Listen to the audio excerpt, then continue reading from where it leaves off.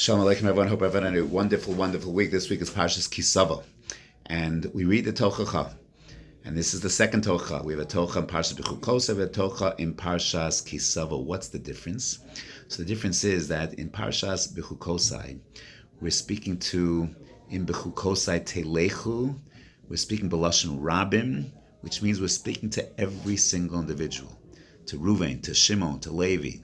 In Bechukosai Telechu, and that's the whole premise. Says Gemara Megillah, we're speaking to Yechidim. That's why it's B'lashon Rabim.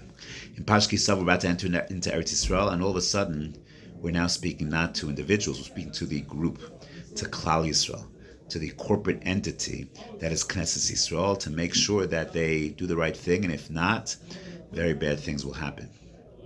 So the Netziv points out, the Vilna Gaon points out, that you'll notice at the way this transitions from Parshas Savo to Nitzavim, there's going to be a Jew that after he hears this terrible Tocha says, "No, Shalom Yeli, everything's going to be fine by me.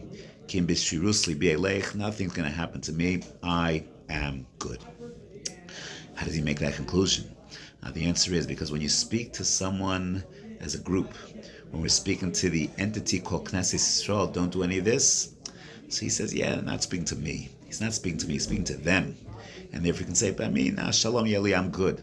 When you speak to Ruvain and to Shimon, to Levi, so then a person can't say he's not speaking to me, he's speaking to every single individual. Says the Gaon, this is a fundamental difference between the Tocha of Parshas Savo, and that's why you can have someone come our way and hearing Shalom Yeli. We have to listen to the messages that are said to individuals, but also lessons that are said to the group. Today I'm recording this on 9/11. We have a day, 9/11. We use the secular day, 9/11. There's another day we have a secular day that we use to remember, October 7th. And clearly messages were being sent about our enemies, how the enemies treat us. And you'll notice in both situations, both the 9/11 scenario and the October 7th, right after the event, these enemy attacks, Islamic fundamentalists, there was a tremendous achdus. The patriotism in America, the achdus in Eretz Yisrael, it was unbelievable, it was inspiring. But we often don't take these messages for long, and we often fall back into our divisive behaviors. People, Rahman al-Islam, killing people, assassinating people because we have different political views, terrible. Falling back into divisive behaviors. Unfortunately, in Eretz Yisrael, we find the same exact thing. But there's a message, is that Hashem communicates to us.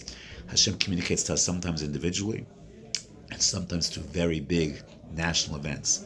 But no, He's speaking always to us individually and as groups. We can't say this has nothing to do with us. Everything that happens has to do with us, has to do with Klal Yisrael, and we should be wise and wary to listen to those messages. Have a wonderful Shabbos Kodesh.